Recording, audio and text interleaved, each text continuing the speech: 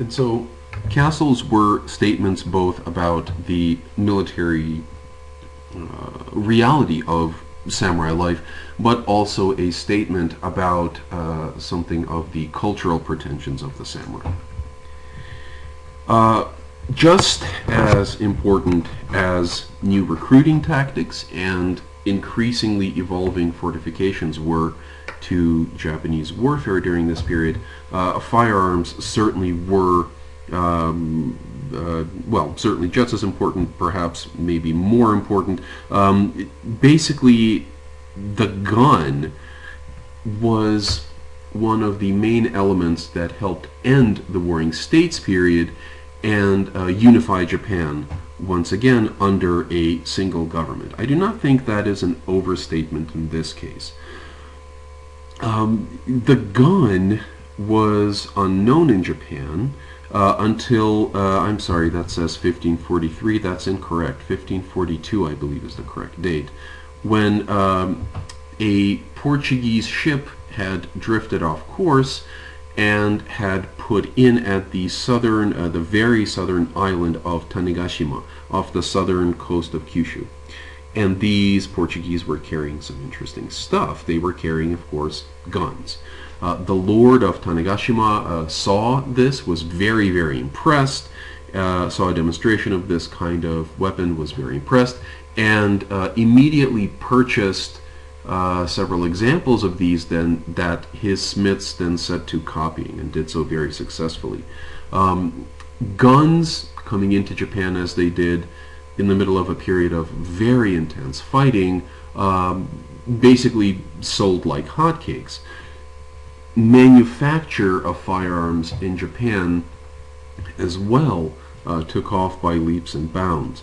By the end of the Warring States period, by 1600, there would be more guns being produced in Japan than in all of Europe. And that's really saying something, because the 16th century in Europe was also far from a peaceful time. So these guns, I mean, why were they attractive? Well, because you could build a gun relatively cheaply. It did involve some outlay of expenses, but more or less it wasn't a terribly complicated piece of equipment, and they were very powerful in some ways. They were very inaccurate. You had guns without rifling. You were shooting spherical balls. They would careen everywhere, but they were terribly frightening, and especially to horses. And they had terrible penetrating power. That is, very impressive penetrating power. If anybody wearing any kind of armor was hit with a bullet, that armor would be penetrated. If they were hit with an arrow, who knows, really. Samurai got very good at building armor that protected them against arrows, even without the use of shields, and also against slashing weapons, less so against spears, which you could really put a lot of force behind and drive through many types of armor. But against most types of weapons, the samurai armor was very effective while being very light. Guns completely changed that. A person could shoot at a samurai and just kill him outright. Also, you didn't really need to train men to use guns for that long. It took much longer to train somebody to use a bow effectively, and longer to teach them to use a spear really effectively. Whereas with guns, all you had to do was line up a bunch of people and have them shoot. In fact, it really wasn't even the point to aim very carefully. You can see that some samurai here are experimenting with tying ropes to the butt of their gun and then to the muzzle, and basically just placing their foot in the bottom of this rope and kind of making a very rough way of centering the gun on the midsection of their opponent. Basically, you didn't even try to aim for anything in particular. You just aimed for the person's middle, and you might hit, you might not, but you were also almost never aiming at single individuals anyway. You were aiming at other large units. Remember, these are commoners, these ashigaru. And you would also arm samurai with guns. It was not a despised weapon. It was just a, well, not despised by many, some certainly did, but it was a weapon that lent itself very well to this kind of recruiting that had already taken place during the Warring States period. Also, you were able to mass these rifles, I'm sorry, not rifles, these muskets with long spears, with units of spearmen, and maybe even set up fortifications, and really just decimate cavalry charges. This is a famous, this is a picture of a famous battle, the Battle of Nagashino in 1575, excuse me, where the forces of the Takeda clan, famous for their invincible cavalry, faced off against an army of Oda and Tokugawa clan, mostly foot soldiers, many of them armed with firearms. The Oda and Tokugawa people dug themselves in behind a stream and set up bamboo barricades from in front of and from behind which they would shoot. They would start in front, they'd retreat behind these. Spearmen would then come out and poke at the enemy cavalrymen who were charging these fortifications, while musketeers were basically firing at point-blank range and completely destroying the Takeda cavalry. So it really changed the way that armies fought, and it did one other thing that was also building on pre-existing trends. It priced many smaller samurai out of existence, many smaller daimyo out of existence. Now why? Well, remember when I was telling you that with increasingly large amounts of commoners being recruited, you were spending more and more money on the military, and smaller lords could not compete. They could not raise large armies and fortify and build impressive castles. And now when you added guns to the mix, individually each gun may not be that terribly expensive. Individually training each musketeer may take not as much time and be easier and be cheaper, but actually that drove the price of warfare up, because the cheaper the individual person was to put in the field, the more of them you could afford to do. That strained the already strained resources of many of the smaller samurai, while the larger daimyo were able to draw on more agriculturally productive land. Maybe there were some mines in their domain they could tax. Perhaps there were fishing rights, but basically they were in a much better position to absorb these costs, these rising costs of war. And as a result, many of the smaller daimyo were either defeated and killed, or swore loyalty to larger daimyo and lived. But what ended up happening is that after the introduction of the gun, basically the domains, the individual warrior domains, started expanding while the number of players shrunk. So it was really the big guys fighting against each other, much more so after the introduction of the gun than before. And these were not just these were not just small arms. Here are some examples of muskets that were used in Japan. Some of these are actually quite large. This one, it would probably be classified as otsutsu, as a big gun. But this is still a personal weapon, and even to the point of these, which were really, really heavy guns, which you could carry around only really effectively on these mounts. These were kind of straddled the line between gun and cannon, but there were also cannons. Cannons were much more effective in battering down castle walls, although as we've seen, Japanese castles were actually much better adapted to withstand even cannon fire. But towards the end of the Warring States period, and certainly by the Battle of Osaka in 1614 and 1615, which we'll talk about later, you had artillery in use, and artillery is especially expensive.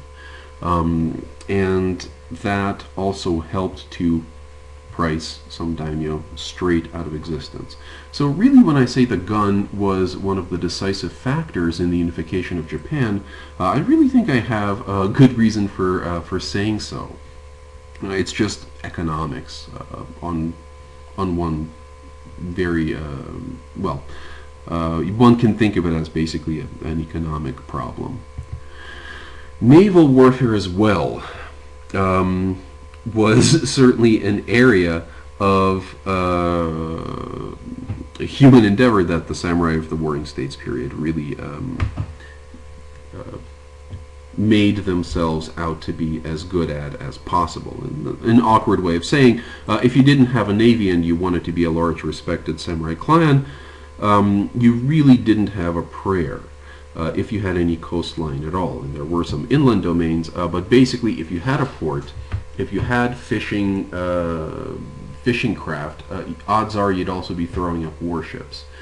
Japan is an island country, and getting around by sea in many cases was still much easier than going around the various roads of Japan, many of which were mountain highways, many of which were partially in the hands of your enemies.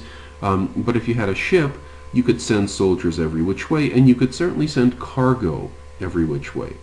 The coastal cargo traffic of Japan, as I said, had grown during the Muromachi period, and the need to control that commerce, the need to protect your ports, the need to project your power along coastlines, all of these conspired to really drive the development of naval warfare in Japan. Now, you could put cannons on ships, and you could actually do this a lot easier than you could putting them on carriages and using them on land. But really, Japanese naval warfare was in many ways an extension of land warfare. And this, in some respects, is to be expected. You can have, this is before ironclads, this is before the steam engine, and cannons, yes, they were being developed, but they were still very inaccurate. So what you really preferred to do was to build ships that were platforms for foot soldiers, arm them with guns, give them bows, give them swords, give them grappling hooks, and send them at the enemy to either shoot with their muskets and their bows, shoot out the enemy crews and get the ship to surrender, or to board the ship, climb aboard, and take it through hand-to-hand combat from the enemy. In this way, I think it also made sense to develop ships in this way, considering the fact that most of the combat in Japan, even on sea, was along coasts. There were plenty of islands to hide behind. There were all sorts of convoluted coastlines, and a ship with a few powerful cannons could be useful, but there's a chance that a ship that just had a lot of men on it could sneak up on that ship and just board it and capture it. So you got the development of these kinds of oar-propelled ships, or sometimes a combination of oar and sail, sturdy craft, not necessarily terribly ocean-worthy, and sometimes these reached truly legendary proportions. This is, for example, a ship called the Nihon Maru. Maru is a suffix that the Japanese give to many of their ships. You can think of it something along the lines of ship or vessel. But basically, Nihon is a way of saying Japan, and you see these rising sun flags here. This was the pride of I believe the Tokugawa Navy, and a ship that could carry a very large complement of soldiers, two banks of gun ports, many oars, probably very slow, but also very impressive, and was in some ways a floating castle.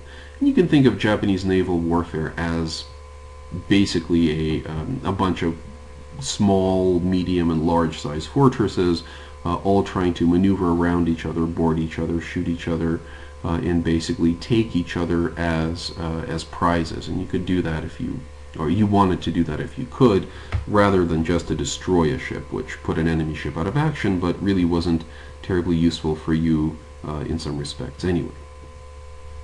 And so this is another item that you can naval warfare is another item that you can list as a expense of any daimyo who wanted to be considered a great daimyo, who had any pretensions towards starting a process that could eventually end in the unification of Japan, and this yet again helped price some daimyo out of existence.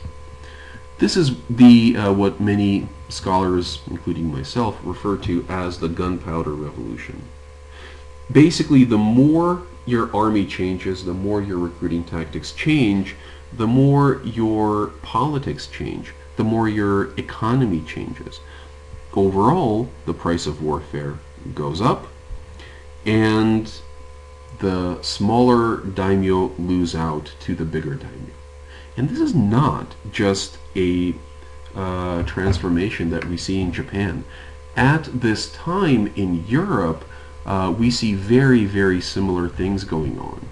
If you take France, for example, medieval France was a country that was famous for having a king, but with very powerful vassals who oftentimes did just whatever they wanted, went to war with each other, went to war with the king, went to war with foreign powers and dragged the king into it, and the king could really claim a large area and claim a great amount of prestige by having all these vassals, but to get them to do anything he wanted, that was even money at best in the best of times.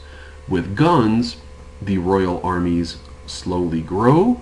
They are still more powerful than any of the individual vassals, and slowly the French monarchy and other monarchies in Europe kind of reduce their more obstreperous, more powerful subjects to their will by taking their castles, by defeating their armies, by outspending all of these great nobles, and solidifying their power and uniting their countries under their rule in much the same way that the Nobunaga, then Toyotomi, and then the Tokugawa managed to do in Japan. So this kind of process is really a worldwide phenomenon, and one of the first, and I think one of the best pieces of evidence for the fact that globalization is certainly nothing new. And worldwide trade, worldwide adoption of novel technologies like gunpowder weapons really had profound effects on many states and at around the same time.